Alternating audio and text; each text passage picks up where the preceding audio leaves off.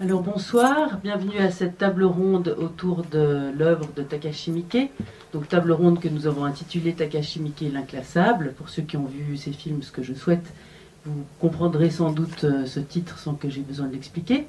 Nous avons le plaisir d'accueillir Tom Mess, ici présent, et Bastian Merson, qui vont donc vous parler de cette œuvre. Donc pour situer, Tom Mess est donc d'origine irlandaise, c'est un critique de films. Il a contribué à de nombreuses revues de critiques assez prestigieuses de par le monde, et il a fondé un site de référence sur lequel il travaille sur le cinéma japonais, qui est vraiment le site de référence en langue anglaise, pour ceux qui voudraient y jeter un œil, qui s'appelle Midnight Eye. C'est également, et c'est pour ça qu'il est là, l'expert cinématographique de Takashi Miike, puisqu'il a écrit notamment un livre qui a fait date, qui porte le titre d'Agitator, The Cinema of Takashi Miike, ainsi qu'un livre qui était dédié à Shinya Tsukamoto, qui s'appelait Iron Man, The Cinema of Shinya Tsukamoto. Et il a également écrit un guide sur le cinéma japonais. Voilà, nous sommes extrêmement heureux de l'accueillir, puisque c'est vraiment une sommité dans ce domaine. Et nous avons également la chance d'accueillir Bastian Merson, qui est consultant, programmateur, critique et spécialiste en cinéma asiatique. C'est un des collaborateurs fétiches du festival Black Movie. Vous l'avez sans doute entendu présenter un film, puisqu'il présente très fréquemment des films donc, qui sont d'origine asiatique, avec brio. Il a notamment publié récemment un ouvrage sur Shohei Imamura, Évaporation d'une réalité, voilà, que je vous invite à consulter. Mais je vais leur laisser la parole. Juste une dernière chose. Donc je pense que vous l'avez tous compris. Malheureusement, le principal intéressé, Takashi Miike, n'est pas ici présent, comme on peut le constater. Voilà, on l'avait annoncé sur le programme parce qu'à ce moment-là, on était encore dans l'expectative d'une réponse définitive de sa part. Finalement, voilà, il n'a pas eu la possibilité de venir. Il est déjà sur un nouveau projet. Donc, il est en post-production sur un de ses nouveaux films. Voilà, donc... malgré son absence, nous avons la chance de les entendre et je vais leur donner tout de suite la parole. Merci. Bonsoir, merci beaucoup à vous tous d'être venus ici ce soir. Donc effectivement, Takashi Miike est en train de terminer son tout dernier long métrage, comme l'a annoncé tout à l'heure Tom Mess. Il s'agit du remake de Harakiri, un film des années 60, qui demande beaucoup de travail en post-prod, puisqu'il va être réalisé en 3D. Comment va se passer ce soir la discussion? En 3 temps, moi je vais faire un tout petit focus de moins de 5 minutes, rassurez-vous, sur le cinéma japonais dans son ensemble, parce qu'on le connaît souvent à travers quelques réalisateurs, comme Takashi Miike ici, ou Takeshi Kitano, mais on a du mal à le cerner dans son ensemble. Et puis surtout, j'ai trouvé très intéressant quand même de revenir rapidement sur le passé pour nous amener au tout début de Takashi Miike, à la fin des années 80, enfin le début des années 90, par le biais de quelque chose qu'on appelait le V-Cinéma, et qu'il est assez important d'introduire correctement. Ensuite, on va faire un petit débat, une discussion autour de Takashi Miike, autour de sa filmographie, qui est-il, qu'est-ce qu'il a réalisé, le pourquoi du comment. Il y aura quelques extraits avec des inédits ou des films extrêmement difficiles à voir, donc que Tom nous a emmené en cassette VHS NTSC, mais que nous avons quand même réussi à passer. Et puis une troisième partie qui sera dédiée à un échange avec vous, cher public, et des éventuelles questions que vous auriez.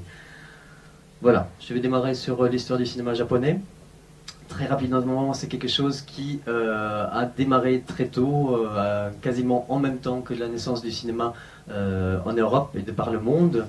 Les premiers films seront montrés dès 1896 et les premiers films seront réalisés dès 1898, donc 2 ans seulement après que le film ait été monté là-bas pour la première fois. On peut dire qu'il y avait déjà évidemment un très riche passé culturel en fait. La lanterne magique existait déjà, et puis ce cinéma va très largement s'inspirer aussi des folklores japonais. Donc les deux premiers courts-métrages qui vont se tourner en 1898 étaient des films de fantômes, quelque chose qui était profondément ancré dans la culture japonaise. Il faut également dire que le cinéma, c'est quelque chose qui est pris très très rapidement au sérieux. Là encore, contrairement à beaucoup d'autres pays dans le monde, dès 1910, il y a des premiers critiques qui vont véritablement analyser les films qui sont tournés. Et il y a l'écriture d'un premier guide manuel de la cinématographie qui sera écrit dès 1914. Le cinéma japonais va également s'imposer très rapidement par rapport aux importations. Là encore, c'est quelque chose de très différent par rapport à d'autres pays dans le monde où il y a le cinéma français et américain qui va très rapidement s'imposer. Donc, en fait, le Japon va très rapidement réussir à imposer un système de studio et créer également un véritable star system avec des vedettes locales qui vont être extrêmement populaires. Durant les années 30, en 1930, on aura le premier film parlant. Durant la deuxième moitié des années 30, on va assister à un durcissement de ton. C'est l'avènement qui va évidemment mener à la Seconde Guerre mondiale, et le cinéma est utilisé comme un outil cinématographique de propagande au Japon et dans tous les pays occupés par le Japon, où les Japonais vont imposer véritablement leur propre filmographie à leur apogée.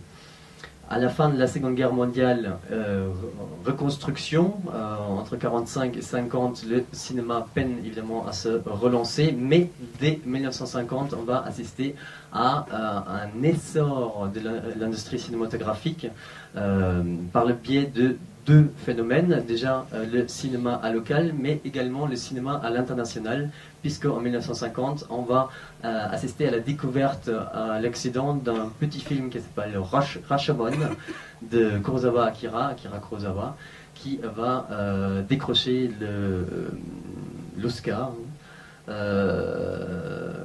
qui va être présenté au Festival de Cannes, qui va être présenté. Ouais, c'est ça.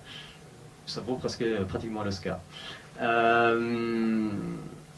Tout au long des années 50, le cinéma va véritablement prendre son essor. Encore une fois, l'année 54 sera extrêmement importante, puisqu'on aura la sortie de 7 samouraïs et dans un autre genre totalement différent, Godzilla, qui là encore va faire le tour du monde. On va assister à l'apogée du cinéma en 1960 avec pas moins de 547 films qui seront produits. En revanche, après, ça va être un petit peu la débandade. La qualité n'équivaut pas forcément, la quantité n'équivaut pas forcément à la qualité.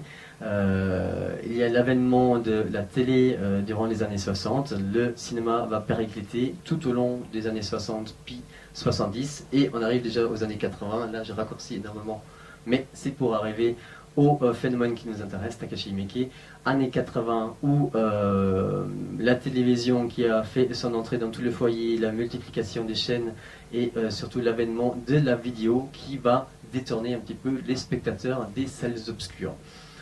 Or, va prendre son essor un phénomène assez unique au monde, le V-cinéma. Et là, je fais déjà appel à Thomas pour peut-être nous introduire ce que c'est que le V-cinéma.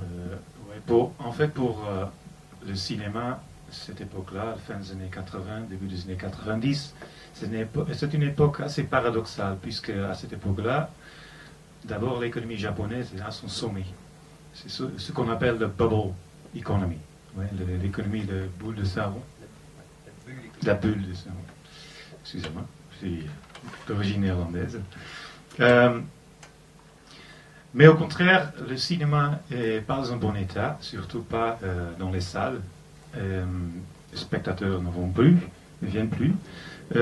Par contre, puisque l'économie va tellement bien, il y a tant de personnes qui ont beaucoup d'argent, des entreprises japonaises achètent des entreprises aux États-Unis, en Europe, etc. Sony achète des studios, les majors à Hollywood, mais en même temps, le cinéma japonais va très mal. Mais puisqu'il y a tant de gens riches qui cherchent quelque chose pour investir leur argent, pour évader les impôts, disons, pour laver leur argent. Donc, pas mal de gangsters, de criminels. Là, quelque chose se produit, c'est qu'un film, un peu un film d'action, pas très ambitieux, qui fait une bide en salle, mais qui cartonne en vidéo. C'est un film qui s'appelle Crime Hunter.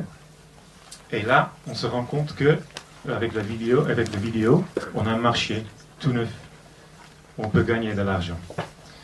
Très vite, les gens se réalisent que on peut simplement éviter de sortir les films en salle et sortir les films directement en vidéo. Donc là, se développe une industrie cinématographique parallèle, en fait, qui n'a rien à voir avec l'industrie cinématographique classique. Plein de petites boîtes de production sont montées. Plein de gens qui ont de l'argent, qui cherchent un retour sur leur investissement, mettent de l'argent dans ces petites boîtes de production, qui produisent des films de genre à bas budget, ce qui veut dire que le retour sur leur investissement est presque garanti. C'est presque impossible de perdre de l'argent avec ces budgets tellement bas. Bon, qu'est-ce qu'on fait là alors? Ça a commencé en 89. En 90, déjà, ils ont produit presque une centaine de films. Mais bien sûr, pour produire une centaine de films, on a besoin de réalisateurs, d'équipes techniques, d'acteurs, etc. Donc là, les producteurs qui sont dans cette vie cinéma, ce qu'on appelle vie pour vidéo, évidemment, ils vont chercher tous ces gens-là. Mais ils ne peuvent pas les trouver dans le milieu de cinéma classique qui a un peu de dédain pour la vidéo. Donc ils vont trouver des gens qui sont fraîchement sortis des facs de cinéma, les anciens assistants réalisateurs, des réalisateurs renommés, des acteurs qui viennent de la télé, qui viennent des anciens mannequins, des gens, des gens du monde des arts martiaux même, puisqu'on produit pas mal de films d'action. Et là, un de ces anciens assistants réalisateurs, un ancien assistant réalisateur de notamment Shohei Imamura, qui s'appelle Takashi Miike, il a demandé de tourner un film qui s'appelle Lady Hunter. Et je vous ai dit que le premier film vie cinéma, c'est Crime Hunter. Bon, là, Max, si je peux te demander le premier extrait. Takashi Miike va réaliser son premier film en 91, le film Lady Hunter, un film d'action, tout simplement. Je vous ai montré un extrait du début, un peu introduction du film, la première scène d'action, qui fait pas mal de références au film hongkongais à cette époque-là.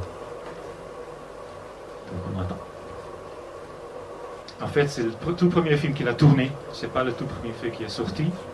C'est notre film qu'il a tourné juste après, une comédie qui s'appelle Eye Catch Junction, sur les femmes policières, qui est sorti d'abord. Donc officiellement dans sa filmographie, Eye Catch Junction c'est son premier film, mais ça c'est le premier film qu'il a tourné, Lady Hunter. Voilà. Vous avez vu un film qui n'est pas sous-titré, parce qu'il n'est parti nulle part ailleurs, je crois, qu'au Japon. Voilà. Et qui est même très difficile à trouver aujourd'hui. Oui, oui.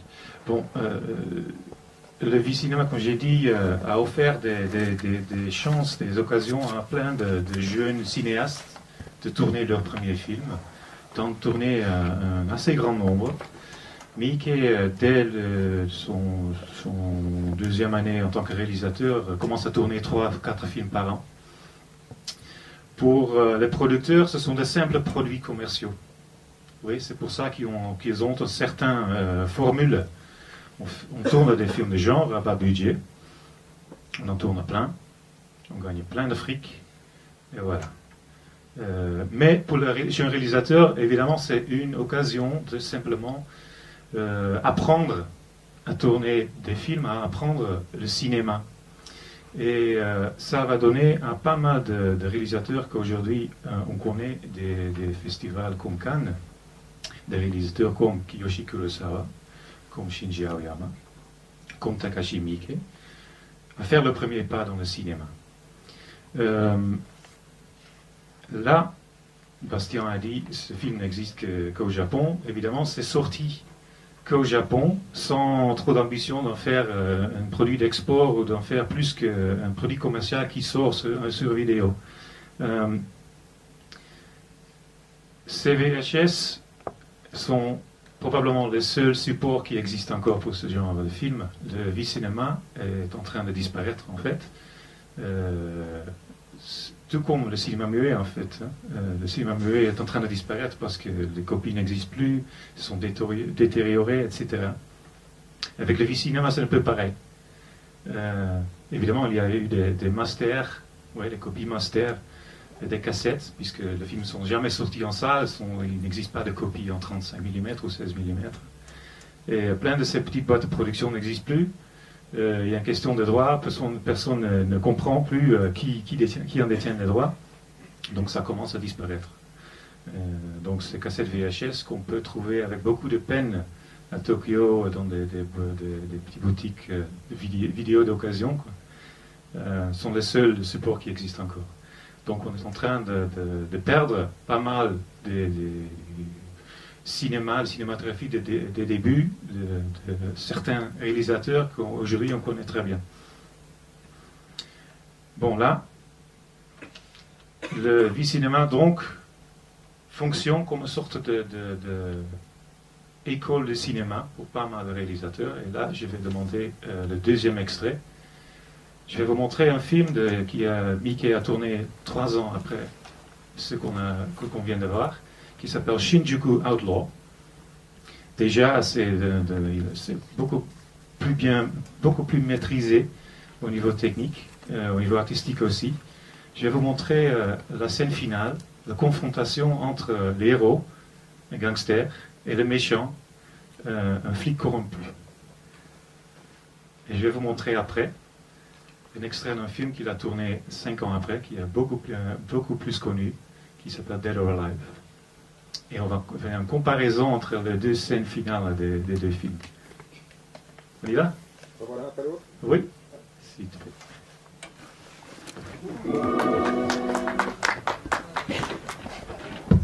Là, on pourrait dire qu'il a fait du progrès.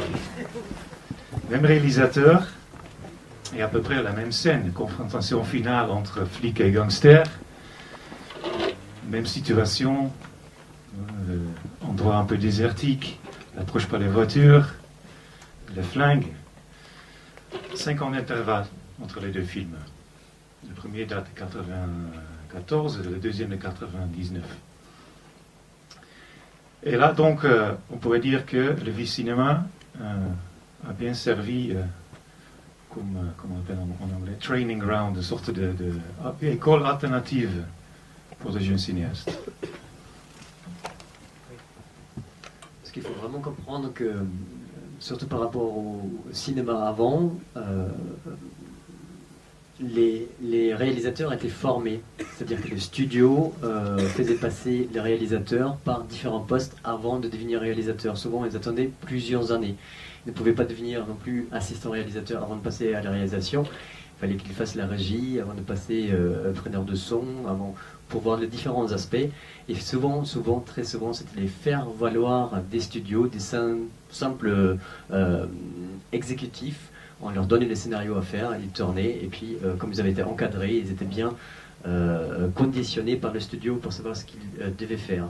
Et donc, avec encore une fois le V-Cinéma, on assiste à véritablement une émergence de jeunes réalisateurs, souvent pas beaucoup formés, et qui pouvaient faire un petit peu ce qu'ils voulaient. Justement, je voulais poser la question, est-ce que Miike, par rapport aux travaux qu'on lui demandait de faire, est-ce que c'était des travaux de commande? Est-ce qu'il avait un peu carte blanche? Comment ça se passait? Les deux, en fait. Miike a toujours tourné des films de commande, toujours. Tous les films de Miike, tous les films dans sa filmographie sont des films de commande. Mais il avait quand même une sorte de carte blanche. Je vous ai dit que le producteur ne prenait pas beaucoup de risques, puisque c'était des films à bas budget, etc.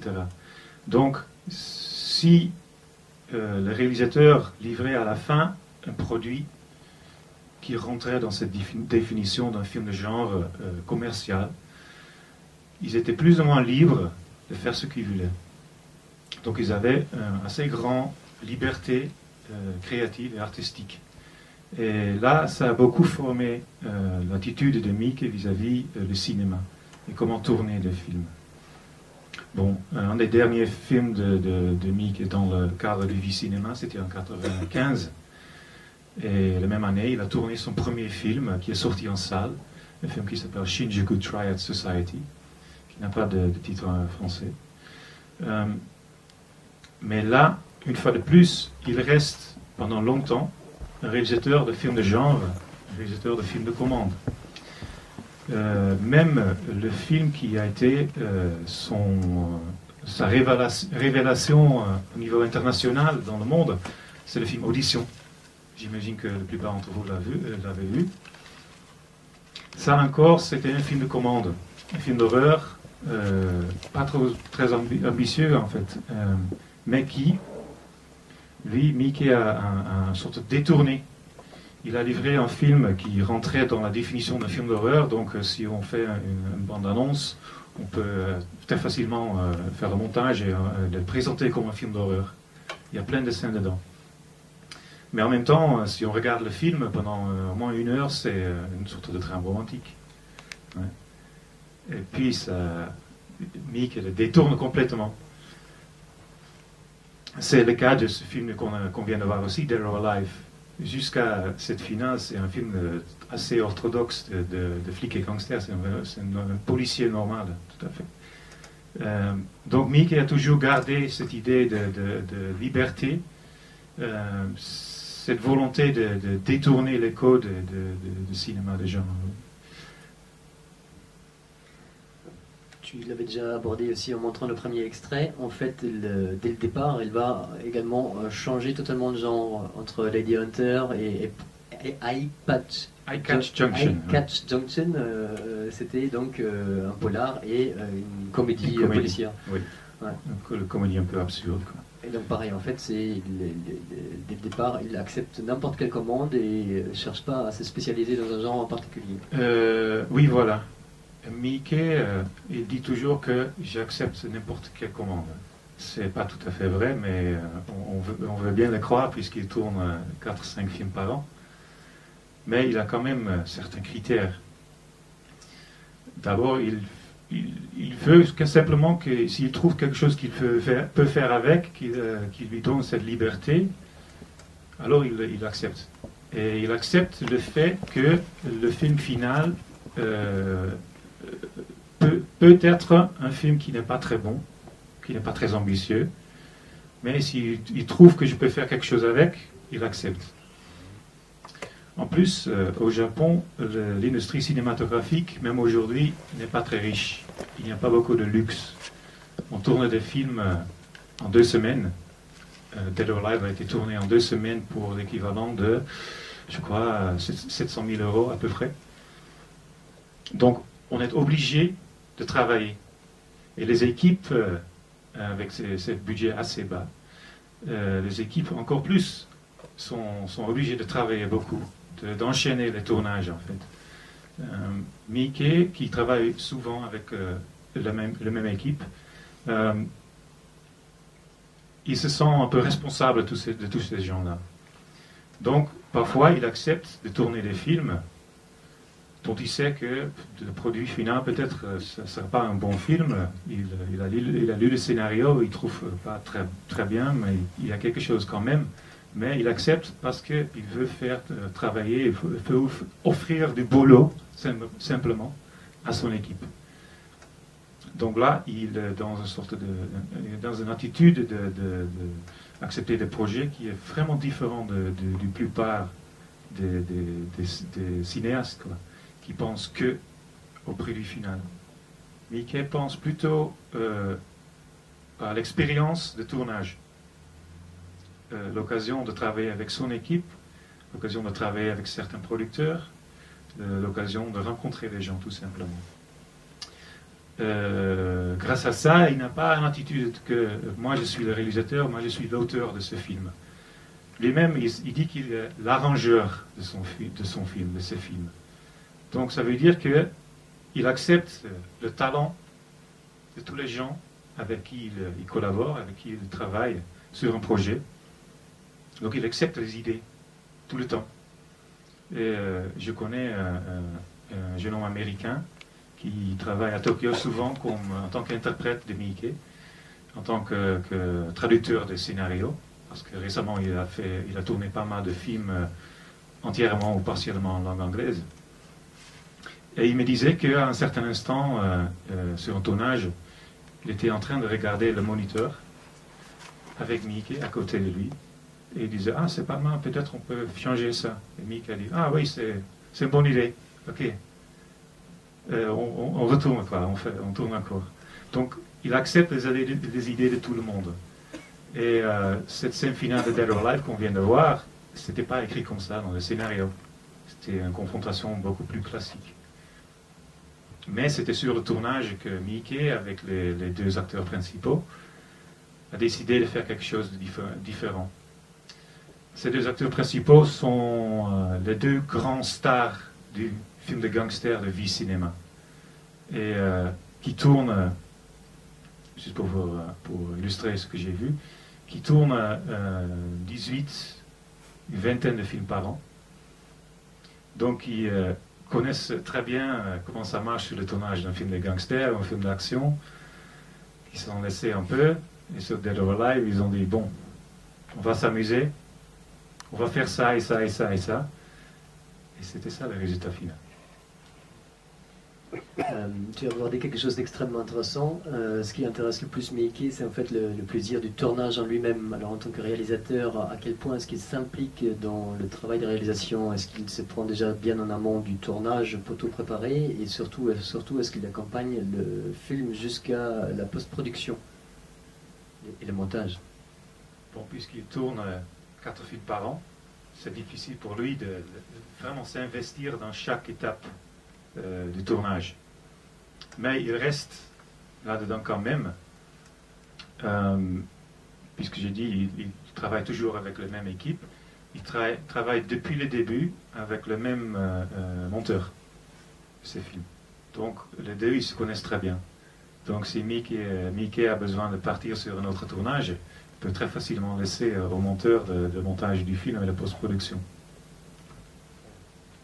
Revenons un petit peu à sa carrière. Comment s'est effectué le passage du V-cinéma au cinéma? À un certain instant, certains producteurs de films de V-cinéma se sont réalisés que leur produit avait une image au marché très cheap. Les gens ont trouvé encore un film qui est sorti directement en vidéo. Ça n'a rien coûté, donc c'est pas bon, quoi. On ne loue pas ce film-là. Donc certains producteurs ont décidé de sortir leur film en salle quand même. Et ils en ont tiré une seule copie de 35 mm qu'ils ont sorti dans une seule salle à Tokyo et une seule salle à Osaka. Et là, ils ont essayé de un peu mettre un peu plus de valoir quoi, derrière leur projet. Bon, comme ça, ils pouvaient dire sur les pochettes de vidéo, ce film est sorti en salle. Donc, il faut impliquer que donc c'est mieux que tous ces autres films qui sont devant eux. Et là, s'est développé très très vite une sorte de zone grise entre le V-cinéma et l'industrie cinématographique traditionnelle. Donc ils ont produit des films, c'était des boîtes de production de V-cinéma qui entraient en partenariat avec certains studios, certains majors traditionnels, qui produisaient ensemble des films, essentiellement encore de genre, qui sortaient en salle. Souvent, ça avait une sortie, ça tournait, ça jouait pendant 3-4 semaines, pour finalement récupérer tout son argent en vidéo. Donc la sortie en salle fonctionnait effectivement comme une sorte de bande-annonce ou une sorte de publicité pour la sortie vidéo. Donc Miike est entré dans cette zone grise avec ce film Shinjuku Drive Society en 1995, qui est encore un film de gangsters et flics, mais qui lui a permis d'être reconnu comme un réalisateur de cinéma. Avec ce film-là, il a reçu un prix de l'organisation des réalisateurs japonais comme meilleur espoir. Et donc là, les commandes ont commencé à venir depuis l'industrie cinématographique traditionnelle. Oui. Et il a commencé à tourner des films pour sortir en ça. Est-ce qu'il n'a fait plus que ça ou est-ce qu'il a continué encore parallèlement l'industrie du V-cinéma? Bon, le V-cinéma a continué à exister jusqu'à 2003-2004 à peu près, mais c'est vraiment diminué en termes de budget encore plus bas. Mais Miike a continué à tourner, d'abord parce qu'il ressentait une sorte de nostalgie pour le V-cinéma et cette méthode de production d'où il vient. Donc il aimait bien l'expérience de travailler avec ces producteurs-là, de tourner des films très très vite. Il aime beaucoup une sorte d'adrénaline pendant qu'il travaille, une sorte d'énergie constante. C'est aussi pour ça qu'il enchaîne le tournage en fait. Et ça, il le retrouve de temps en temps dans le V-cinéma. Donc il aime un peu rebondir.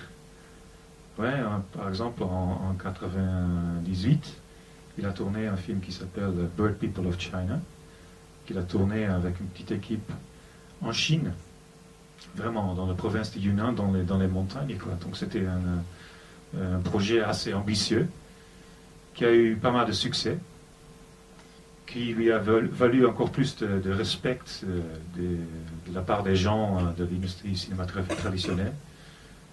Et tout de suite après, il a tourné un film de V-cinéma, encore un film de gangster, pas très ambitieux, pas très bon d'ailleurs. Mais il aime rebondir. Ça lui met en garde dans un certain sens.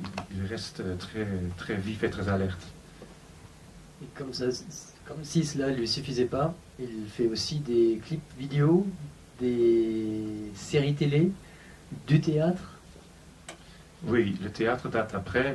Miike lui-même, ses débuts en tant que, disons, quelqu'un qui travaille sur des tournages. Il a commencé à travailler comme assistant de la production sur le tournage des séries télé pendant le début des années 80. Et là, donc, vis-à-vis de la télé, il ne ressentit pas une sorte de dédain, ou ne trouve pas que c'est quelque chose de pas ambition, quoi. Donc c'est pour ça qu'il a continué à tourner des séries télé de temps en temps, des téléfilms aussi. Pour ce qui est le théâtre, il a commencé ça vers le début des années 2000. C'était juste un défi, quoi, un challenge, quelque chose de tout neuf qu'il voulait essayer tout simplement. D'abord, il a réalisé une pièce de théâtre adaptée d'un roman assez connu, Demon Pond, d'un romancier qui s'appelle Izumi Kyoka. Puis, il y a 3 ans, il a tourné une version théâtre d'un héros très connu, Zatoichi, avec un des stars de Dead or Alive, Sho Aikawa, dans le rôle titre. Oui. Et Demon Pond qui est dispo en DVD en Allemagne et en France. La reconnaissance internationale, puisqu'on l'a surtout, nous, connu pour des films comme It is a Killer, Audition, et qui sont tous sortis coup sur coup, en fait, entre 99 2000. Oui. Bon, 99, 2000. En 2000, en fait, début 2000, Audition est montré au Festival de Rotterdam, où le film a gagné le prix des critiques internationaux et les critiques néerlandais. Le film a été racheté par pas mal de distributeurs, puisqu'ils voyaient que c'est un produit qu'on va vraiment sortir. Plus, c'est un film extrêmement fort. Donc là, le film est sorti en salle dans pas mal de pays autour du monde. Et puis, c'est suivi, comme tu dis, très vite, très rapidement par d'autres films. Bon, pourquoi? Bon, d'abord, ces films n'étaient pas c'était facile à les acheter. C'était des films qui ont été produits pour des bas budgets. Donc, c'était pas très difficile à les acheter. Encore une fois de plus, pour les distributeurs occidentaux, ça ne posait pas vraiment de risque. Et puis, en 2099, c'est le début du marché DVD. Et le marché DVD, très vite, un peu comme le cinéma d'ailleurs, s'est spécialisé dans une sorte de cinéma de genre. Ouais, c'était une sorte de valeur sûre. On pouvait toujours sortir des films de genre sur DVD et trouver un public. Et là, très vite après audition, ils ont sorti pas mal de films d'horreur japonais. Ça est devenu quelque chose de référence. C'était partout, quoi. Ouais, c'était toute la vague post-Ring qui était sortie à la même époque, en fait, et qui a relancé l'intérêt pour le film d'horreur japonais et le cinéma asiatique en général. Et donc là, puisque Miike a toujours tourné des films de genre, voilà. Les distributeurs occidentaux ont trouvé pas mal de trucs dans sa filmographie. Mais là, au niveau de la reconnaissance internationale, il y a un autre point où ça change complètement. C'est l'année 2003. L'année où, la première fois où un des films de Miike a été montré au Festival de Cannes, dans la quinzaine de réalisateurs, un film qui s'appelle Gozu. Et un film qui mélange les genres de gangsters et le genre de film d'horreur d'une façon très originale. Et puisque le film est tellement original et tellement, je sais pas, inclassable, oui, voilà, inclassable. Le film au Japon a été destiné au marché vidéo. Donc, c'était une production Vie Cinéma qui a été sélectionnée par le Festival de Cannes. Et là, c'est le début, en fait. Et là, il se lance sur un autre niveau. Tout de suite après, je crois l'année suivante, c'est le Festival de Berlin qui programme le film Warmest Call, je crois, La mort en ligne en français. Puis l'année après, le film Big Bang Love, encore à Berlin. Puis le Festival de Venise montre un film qui s'appelle ISO, encore un film inclassable, une sorte de mélange de slasher movie, et film de samouraï, et film philosophique sur le destin de l'être humain, avec Takeshi Kitano, oui, tout à fait. Et puis Miike a été en compète à Venise avec Sukiyaki West Django, encore un film plutôt inclassable, et tout un mélange de genres. Et l'année dernière, avec 13 assassins, qu'on peut voir ici au festival. Oui. Est-ce que cette reconnaissance internationale lui apporte quelque chose dans l'industrie du cinéma japonais? D'abord, non. À l'époque d'audition, moi j'ai vu Audition et Dead or Alive au Festival de Rotterdam en 2000. Et j'ai parlé avec des autres producteurs japonais qui étaient présents de ce monsieur Miike. Il disait que oui, c'est un peu un artisan, il tourne des films très vite, mais c'est tout. Donc à ce moment-là, il n'y avait pas vraiment de reconnaissance artistique pour Miike. En fait, la reconnaissance au Japon n'est pas venue grâce à la reconnaissance internationale, c'est venu grâce au succès au box-office domestique de La mort en ligne. Donc, au Japon, si les gens connaissent Takashi Miike, c'est grâce à La mort en ligne.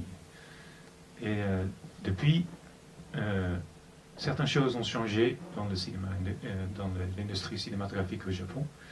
On va parler un peu plus de ça un peu plus tard. Mais donc Miike est devenu, comment dire en Hollywood, un A-list director grâce à La mort en ligne.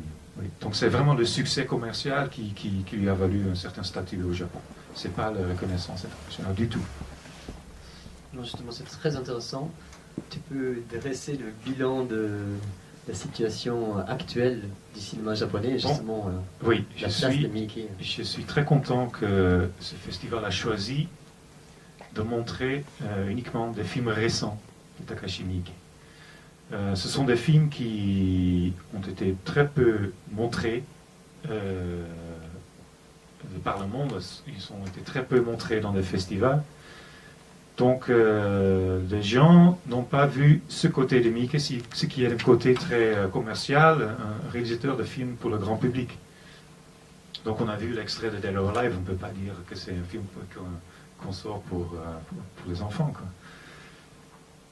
Mais maintenant, il est beaucoup plus connu en tant que réalisateur de films pour enfants, par exemple, des films commerciaux. Certains fans de Mickey qui ont commencé à le connaître à travers ses films plus osés, plus violents notamment, comme Audition, comme Dead or Alive, comme It is a Killer.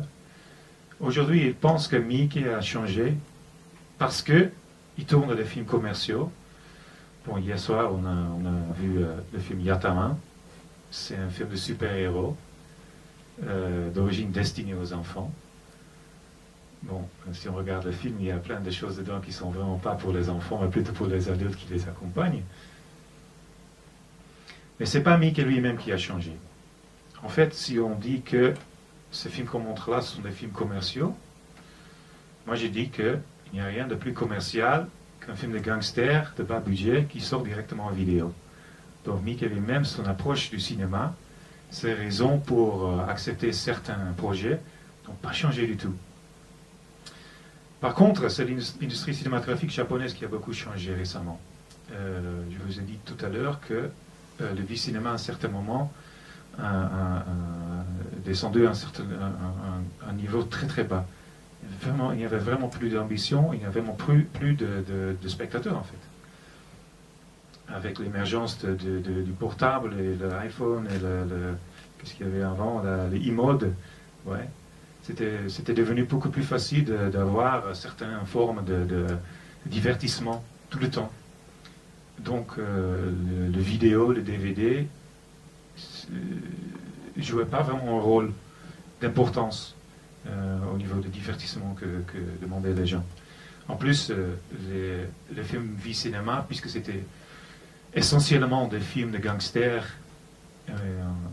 des films d'horreur, leur public traditionnel, c'était des hommes de, disons, 35 à 55 ans. Ouais. C'était leur part de marché. Donc, le V-cinéma n'a jamais tenté de renouveler son public, de trouver de nouveaux spectateurs. Et là, c'est un public qui s'est un peu lassé, graduellement du V-cinéma, de ces films-là. Donc, le V-cinéma est mort, on peut dire. Gozu, en fait, c'était, on peut dire, le dernier vrai film de V-cinéma. En même temps, il y avait, grâce à ce cinéma, on a dit, une sorte de zone grise de films à moyen budget, mais c'était quand même des films de genre, qui, surtout pendant les années 90, jusqu'à 2003 à peu près, ça consistait, ça c'était une assez grande part du marché de la production en tout cas. Le Japon a toujours continué à produire pas mal de films, au moins 400 par an. Et donc une grande partie de ça, c'était cette zone grise, cette sorte de cinéma de milieu. C'est pas tout à fait la même définition qu'on en donne en France, mais c'était un peu oui, c'est le milieu entre certains projets qui avaient plus d'ambition au niveau des budgets et ces petits films de genre qui sont sortis, et en même temps plein de films indépendants qui sont tournés par des amateurs presque sans budget. Bon, tout ce cinéma de genre n'existe plus. C'est disparu puisque le marché vidéo et DVD, c'était leur source principale de revenus. Donc avec l'échec du marché DVD, ça n'existe plus. Donc ce qui reste sont deux pôles extrêmes. On a d'un côté des cinéastes indépendants qui tournent leurs films qui sont chers à eux, ce sont des projets très personnels, souvent très artistiques, qui tournent pour 2 sous, quoi. Et puis, il y a un côté de production de films, un budget assez élevé, on parle là de plusieurs millions d'euros, dans lequel, qui sont produits par une sorte de partenariat entre, d'un côté, des studios, les majors japonais, les chaînes de télé, les agences de pub et les agences d'acteurs. Et si je dis acteurs, ça veut dire que des gens ce qu'on appelle au Japon les talents. Ce sont des gens qui peuvent jouer dans un film, qui sortent des disques, qui apparaissent dans des programmes de divertissement à la télé, donc qui sont un peu partout. Donc qui sont très très très visibles, qui ont un public dévoué, qui va voir tout ce qu'ils font, qui achète tous les disques, etc. Donc, cette partie de l'industrie cinématographique dépend largement de la popularité de ces gens-là, qui tiennent les premiers rôles. Donc, hier, Yataman, le rôle principal est tenu par un membre d'un boys band, ouais, qui sort d'une agence qui s'appelle Johnny's, qui a plein de pouvoir dans l'industrie du divertissement au Japon. À un tel niveau que c'est eux qui dictent, qui disent que ce que doit faire le producteur de films, le producteur de programmes télé, etc. D'ailleurs, ce boys band, un autre membre, c'était le jeune acteur principal du film Lettre d'Iwo Jima de Clint Eastwood. Donc c'est à ce niveau qu'est le pouvoir de cette agence Johnny's. Oui. Et donc tu parlais justement de détournement des codes au sein de la filmographie de Miike, et on peut dire, justement comme tu le dis, c'est bien, ce que le Black Movie présente, ce sont des films foncièrement commerciaux, soutenus par les plus gros studios au Japon actuellement, mais que réalise l'inclassable Miike, et qui dynamite forcément le genre de l'intérieur. Oui, oui. Comme j'ai dit, avec Yataman, c'est un film destiné aux enfants, mais il y a plein de allusions sexuelles plutôt adultes dans le film, par exemple. Zebraman 2, qui passe encore le week-end prochain. C'est un film de super-héros, une fois de plus, mais c'est aussi un film de science-fiction, mais c'est aussi une satire politique très très fort sur l'état actuel de politique au Japon et le mélange entre justement l'industrie du divertissement et le pouvoir.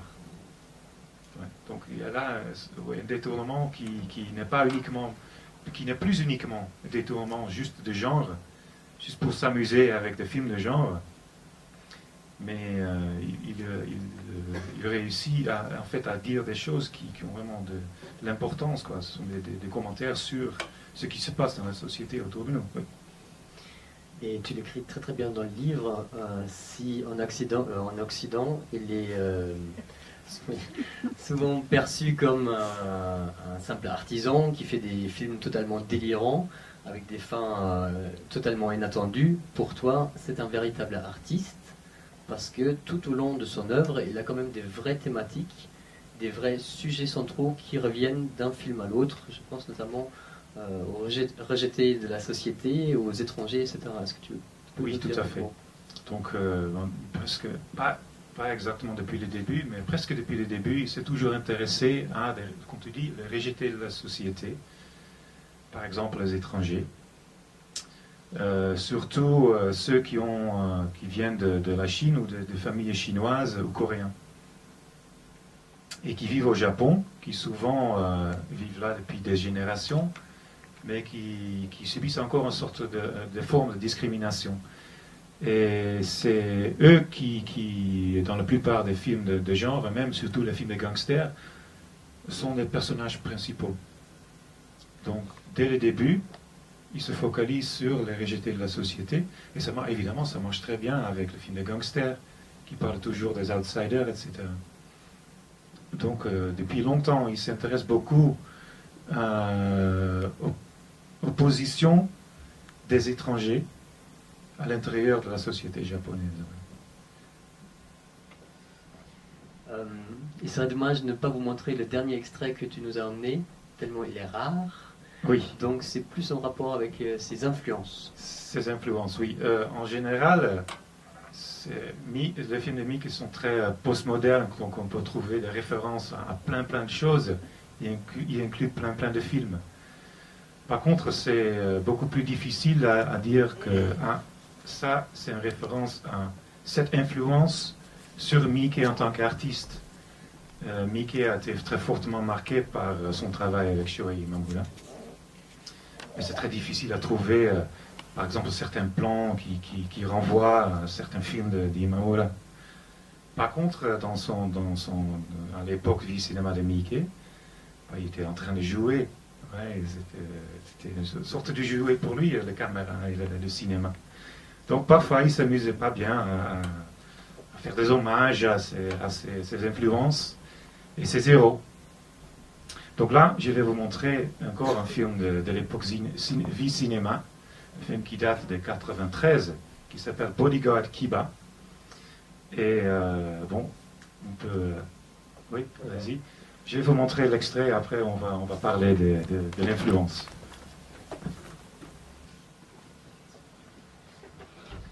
Ça fait référence à quel film? Voilà. Enter the Dragon, Opération Dragon de Bruce Lee.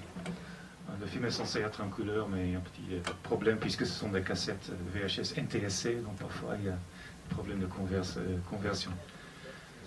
Donc voilà, j'imaginais qu'on peut terminer avec un truc un peu jouissif, quoi.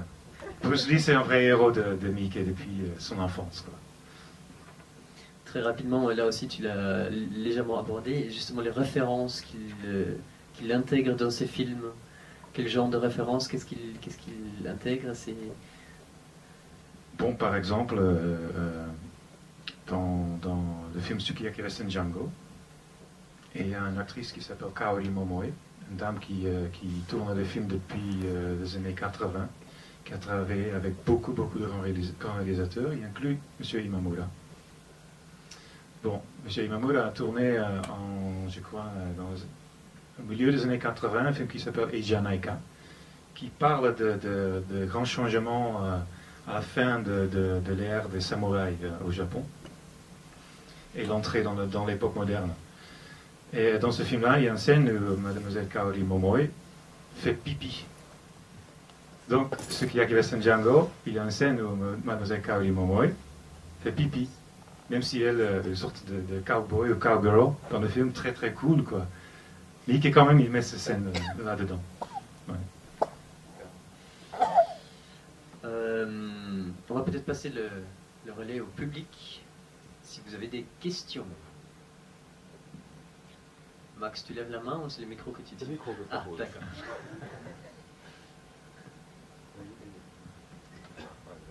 J'ai deux petites questions en fait. La première, en 2005, Mike Garris, qui est un producteur, a commandé un film, enfin un épisode de la série Les Maîtres de l'horreur à Takeshi Miike, et ça s'appelle La Maison des Sévices. Et ce film n'est jamais sorti parce que donc je crois que les responsables de la chaîne privée Showtime sont tombés dans les pommes en le voyant.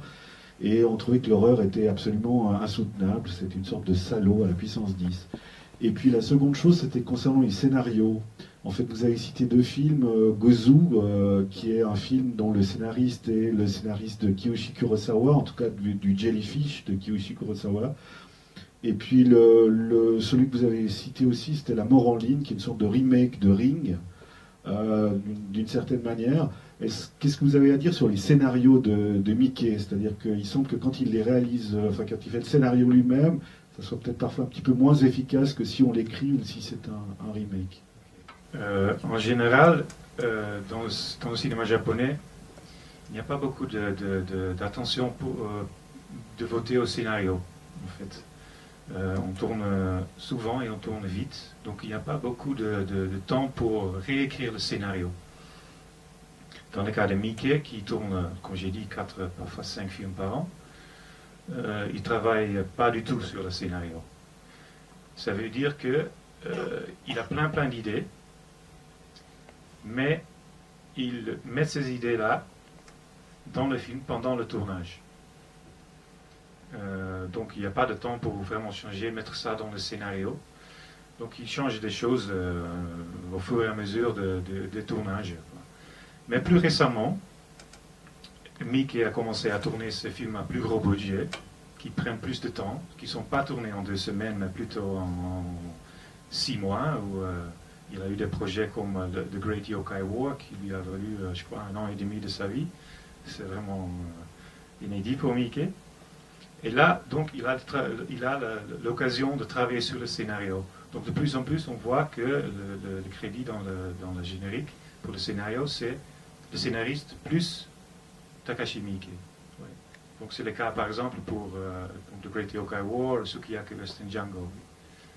Et la question sur la maison des séries. Oui. Oui, effectivement, c'était une série qui s'appelait Les Maîtres de l'horreur, pour lesquels le producteur avait demandé à des réalisateurs plutôt connus pour leur travail dans ce genre-là, de livrer quelque chose de ce qu'ils voulaient.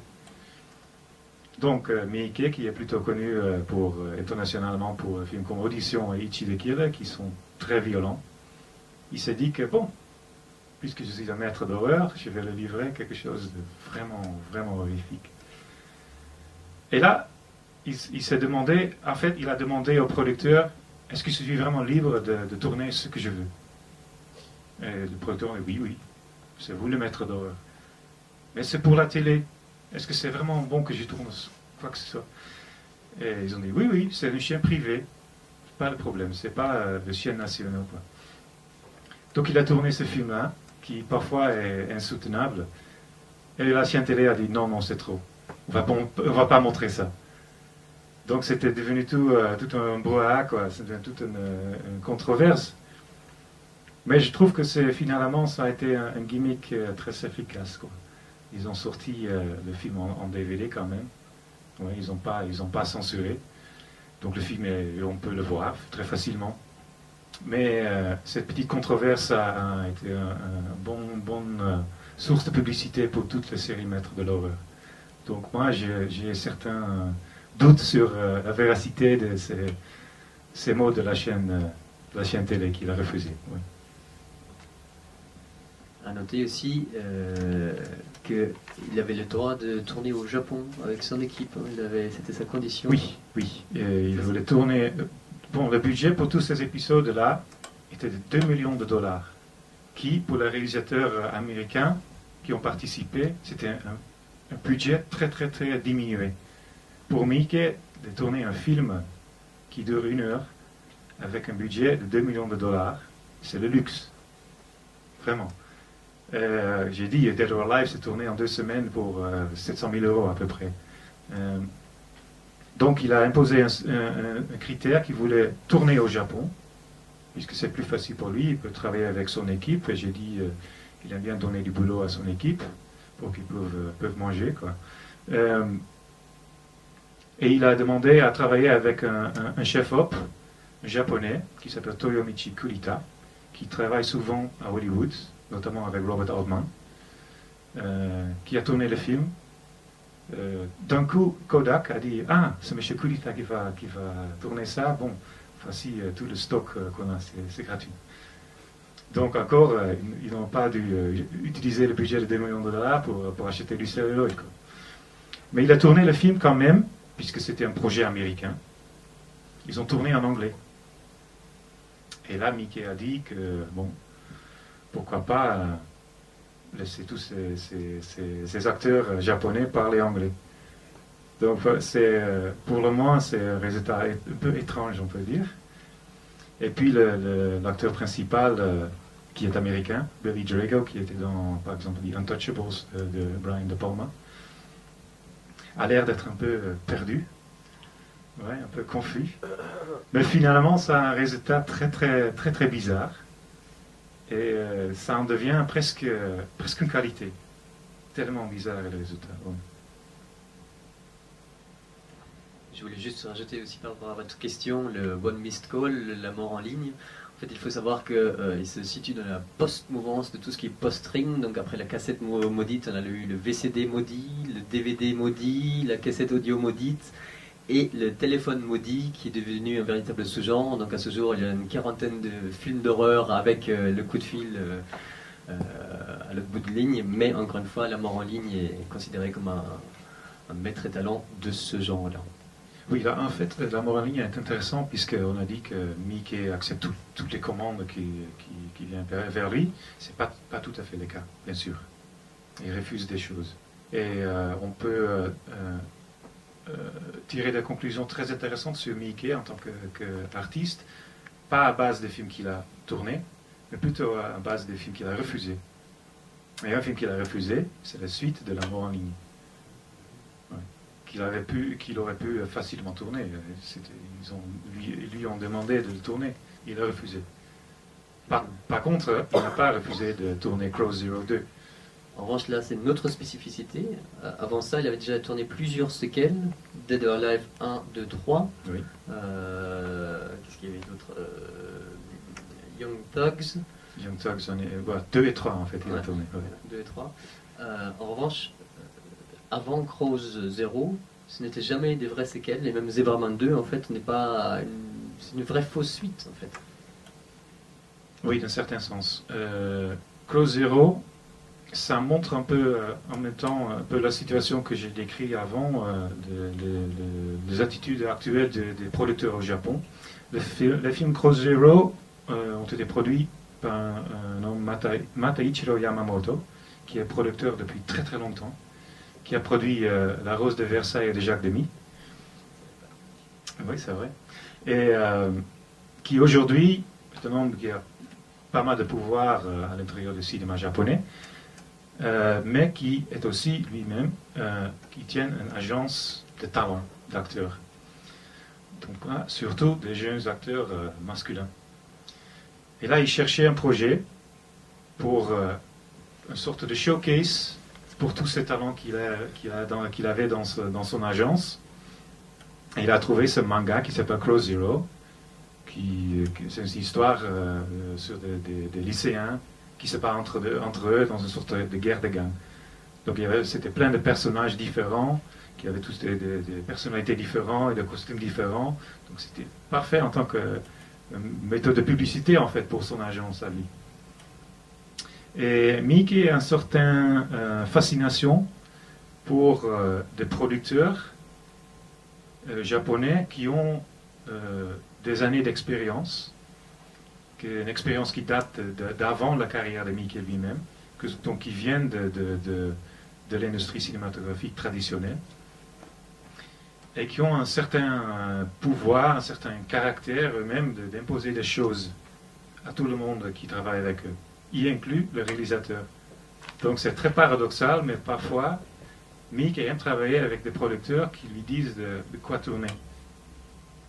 Je lui ai demandé parfois pourquoi vous travaillez avec des gens comme ça, puisque d'habitude vous êtes très libre.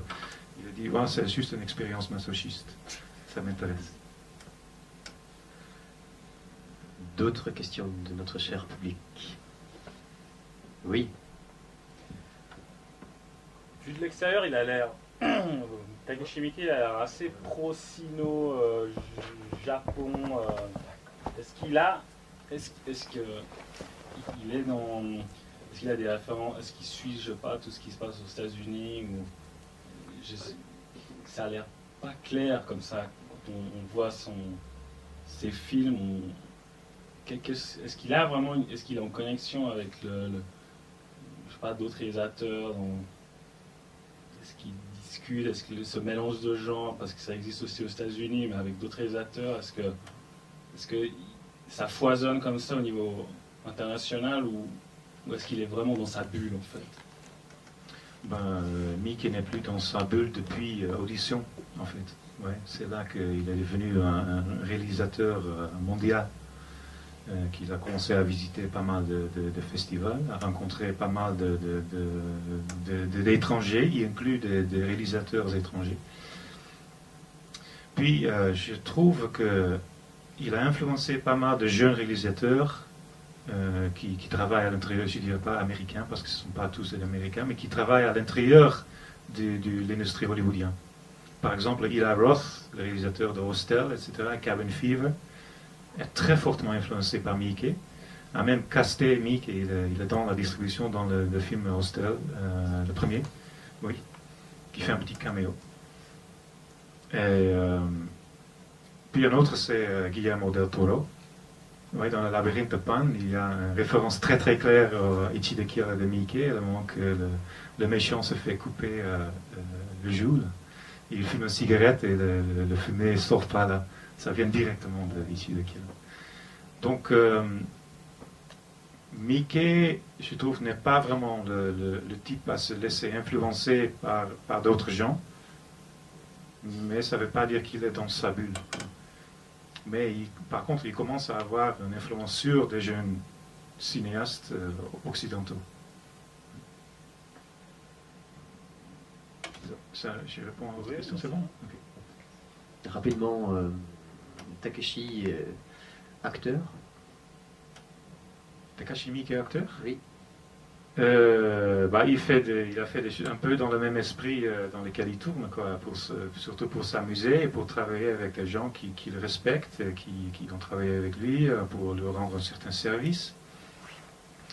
Donc il a surtout apparu dans des films de gangsters pour le V-Cinéma. Le truc dans Hostel est très intéressant puisque Miike l'a fait pour rien. Il n'a pas été payé pour ça. On lui avait invité de venir en République tchèque où le film a été tourné. Donc il a fait ça pendant, je crois, 2 jours et il est rentré au Japon. C'est juste comme ça. 2 ans après, Miike a tourné un film Sukiyaki Western Django, un film de samouraï cowboy en fait, et dans lequel, encore un film en anglais, avec presque uniquement des acteurs japonais qui parlaient anglais, sauf un acteur américain, qui était Quentin Tarantino, qui était justement le producteur du film Hostel dans lequel Miike apparaissait. Donc à ce moment-là, Miike a pensé que, ah bon, j'ai fait ce cameo-là dans Hostel pour rien. Sans doute, M. Tarantino va me rendre le même service. Pas tout à fait.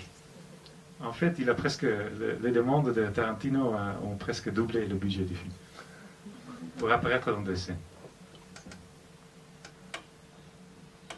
Est-ce qu'il y a d'autres questions? On parlait de films de genre, il a adapté des bandes dessinées.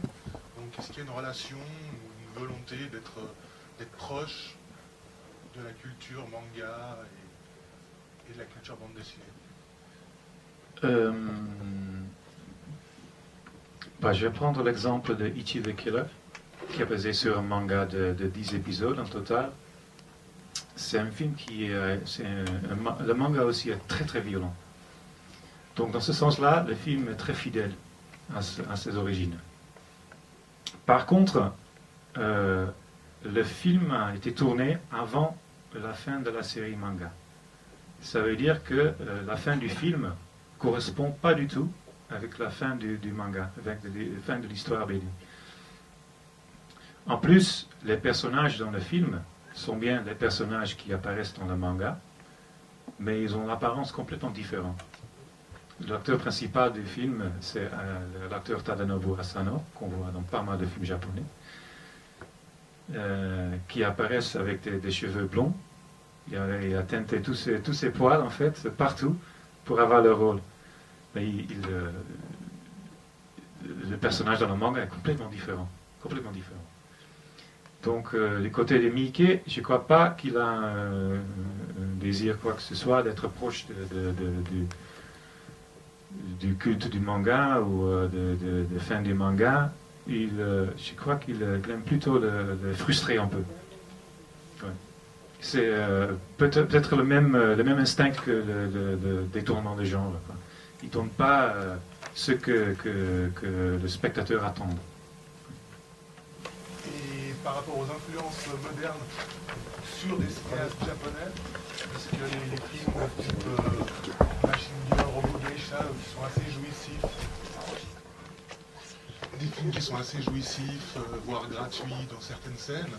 Est-ce qu'il peut y avoir une relation entre ces deux sortes de films Bon, ça, c'est une tendance très récente dans le cinéma de genre japonais.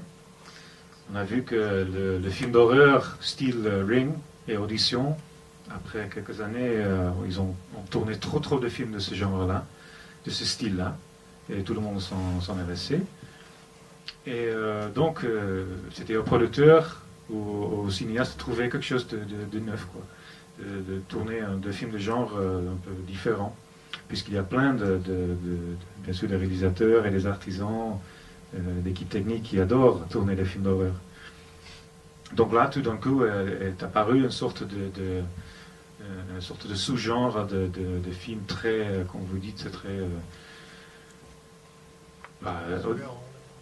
oui, aberrant, ultra-violent, mais de façon très, presque comique, quoi, tellement exagéré.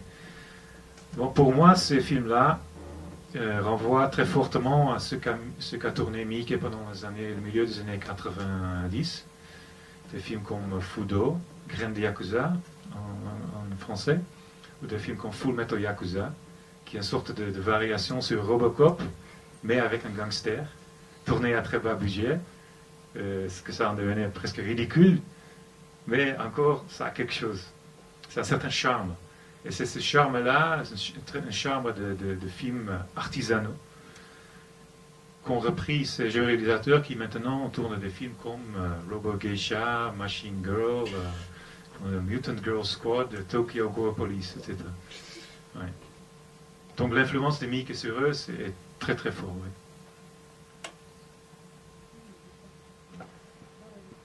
Ouais.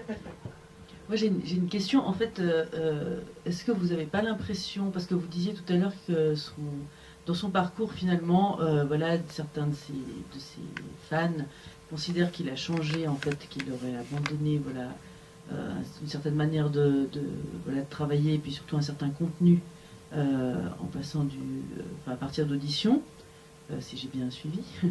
Et moi, j'ai plutôt l'impression, par rapport à ce que je connais de ce réalisateur, qu'en fait, étant donné qu'il vient de ce cinéma-là, qui était un cinéma de commande, et puis un cinéma voilà, qui avait un objectif très précis au niveau justement de la finalité commerciale, qu'il a probablement peut-être pas changé non plus à ce niveau-là. C'est-à-dire que vous parliez tout à l'heure de thèmes un peu provocateurs, ou qu'en arrière-plan, il y aurait un contenu voilà, qui politique, ou etc.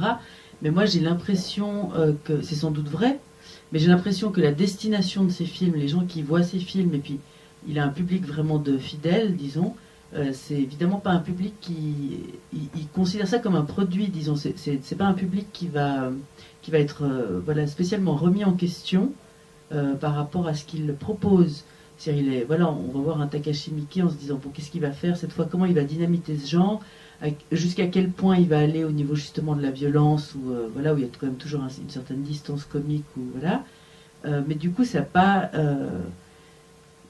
enfin, le contenu, disons, le côté entre guillemets qu'on souhaite donner peut-être à son travail, en devant trouver des raisons plus profondes, disons, qui justifieraient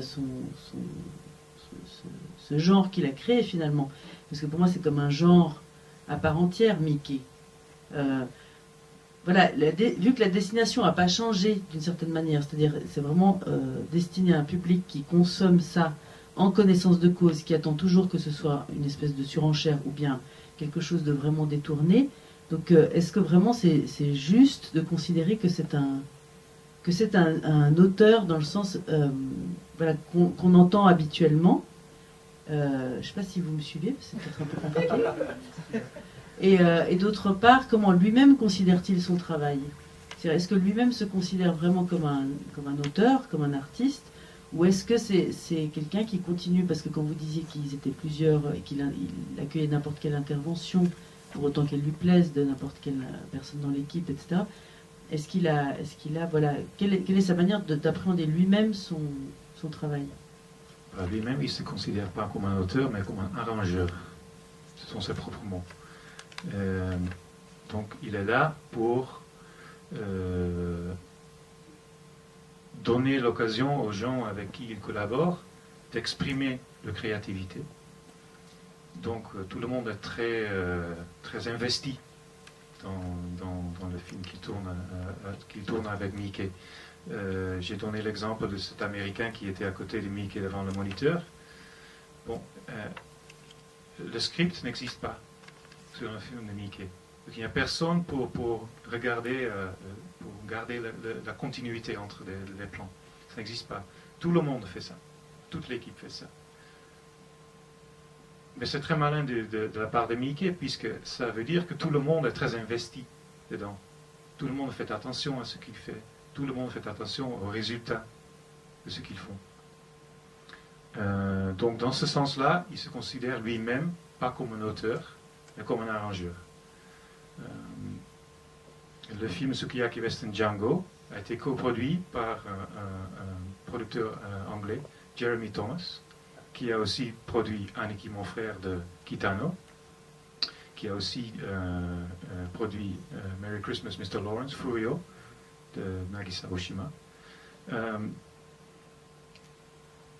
Le moment que j'ai vu Mickey qui me parlait pour la première fois de ce projet-là, il disait que, ouais, monsieur Jeremy Thomas est venu à moi parce qu'il en a marre des films d'auteur. Donc il veut il veut un film un peu jouissif, donc il est venu me demander de tourner un film avec lui. En fait, le remake de Harakiri, encore une fois de plus, est coproduit par Jeremy Thomas. Donc là, ce qui est du niveau des spectateurs de Mickey, je crois que, comme vous le dites très bien, il est une sorte un genre en soi. Il y a un genre de film de Mickey. Mais c'est quelque chose qu'on peut imposer sur lui de l'extérieur uniquement. Puisque ça dépend aussi des films qui sont sortis ici, en Europe et aux États-Unis. C'est quand même une sorte de sélection de sa filmographie. Et souvent, c'est une sélection sur des critères commerciaux, sur des critères comme oui, la violence, le cinéma de genre, gangster, horreur, etc. Donc ça a très vite créé une sorte de définition du cinéma de Mickey. Et Mickey lui-même, j'avais l'impression, à un certain instant, s'est un peu délaissé de tout ça. Et il m'a dit à un certain moment, en fait, quand je faisais l'interview avec lui pour le livre, donc c'était en 2002, que bon, j'ai l'impression que les gens dans les festivals internationaux attendent une certaine chose de moi. Ils attendent un film qui va leur retirer de ce milieu cinéma artistique. Donc c'est quelque chose qui vont leur donner un peu de souffle quoi, entre tous ces films d'auteur. Et là, il s'est dit que ça ne m'intéresse pas du tout. Donc là, si les gens entendent quelque chose de moi, ça veut dire que je ne vais pas le livrer. Donc c'est à ce moment-là, justement en 2002, qu'il a un peu arrêté à venir à visiter des festivals autour du monde. 2002, c'était la dernière fois qu'il était à Rotterdam. Sa révélation internationale, c'était à Rotterdam. Il est venu 2000, 2001, 2002. Après, Rotterdam a montré plein de films de Mickey, mais il n'est jamais revenu. Donc il y a certainement un changement pour lui en sens de son attitude vis-à-vis son public et ce qu'attendait le public de lui. Oui. C'est bon? Encore une petite dernière question du public. Oui, oui, juste le micro, parce que la radio enregistre. Donc la section s'appelle Takashi et Takeshi. Et justement, quelles sont les relations entre ces deux réalisateurs? De niveau créatif, très peu, je dirais. Au niveau des thèmes, ils s'intéressent tous les deux un peu par la rejetée de la société, un peu les outsiders. Tous les deux, ils ont une sorte d'approche comique de leur façon de montrer cette société hors la société. Mais il vient de milieux tout à fait différents. Ouais, comme tout le monde le sait, Kitano c'était déjà très connu au Japon grâce à son groupe de comédie, grâce à ses interventions à la télé, avant de commencer à tourner des films en tant que cinéaste, ce qui aussi était un peu... ça a débuté par hasard. Vous voyez, son premier film Violent Cop, il a remplacé le réalisateur initial, qui était Kinji Fukasaku. Mais puis, apparemment, ça lui a plu, donc il a tourné Boiling Point, un peu comme son premier vrai film en tant que cinéaste ou auteur, comme vous voulez. Donc, c'est la seule chose qu'ils ont en commun sur leur début dans le cinéma, c'était un peu par accident qu'ils étaient demandés à tourner un film par un producteur. Là, du niveau du développement de leur carrière, c'est encore, une fois de plus, c'est complètement différent, puisque Miike a toujours resté un réalisateur de films de commande, tandis que Kitano, qui avait tout un contexte bien établi, une boîte de production, le fait qu'il était célèbre déjà, il a pu tourner des films qui étaient ses propres projets, qui venaient de l'intérieur de lui-même, qui parlent souvent de sa jeunesse, qui font référence à son monde à lui, à des trucs qu'il fait à la télé, etc. Donc dans ce sens-là, ce sont deux réalisateurs complètement différents. Et puis il y a la similarité avec le fait que Kitano est apparu dans un film de Miike qui s'appelle Iso, puis que Kitano a tourné un remake de Zatoichi. Et pour une certaine période, il y avait deux projets parallèles de concurrence. Deux films de Zatoichi, deux remakes de Zatoichi. L'un était de Kitano, l'autre était de Miike. Donc Miike a essayé de combiner les deux pour que lui puisse réaliser le remake de Zatoichi avec Kitano dans le rôle principal. Mais Kitano a voulu le tourner lui-même. Donc finalement, ils ont travaillé ensemble sur le film Iso. C'est une sorte de compromis, quoi. Ouais. Et puis Miike a gardé cette envie de faire quelque chose avec Zatoichi. Donc il a fait cette pièce de théâtre. Ouais. Très bien. On va conclure. N'hésitez pas à aller voir les films qui vont encore passer de Miike. Vous les trouverez dans le programme. J'attire votre attention sur l'avant-première suisse, voire européenne, de 13 Assassins. Film que vous avez eu beaucoup de mal à voir, obtenir, mais qui vaut franchement le coup d'œil. Pas une avant-première européenne parce qu'il est passé au Festival de Venise. Festival de Venise, oui. Voilà, c'est ça, mais pas beaucoup ailleurs. Merci infiniment d'être resté jusqu'au bout. En espérant vous revoir en salle à la table ronde de demain sur le documentaire indépendant indien avec Gargi qui se trouve dans la salle. Et puis, voilà, bonne soirée, bon film. Merci à Max pour le côté technique. Excellent.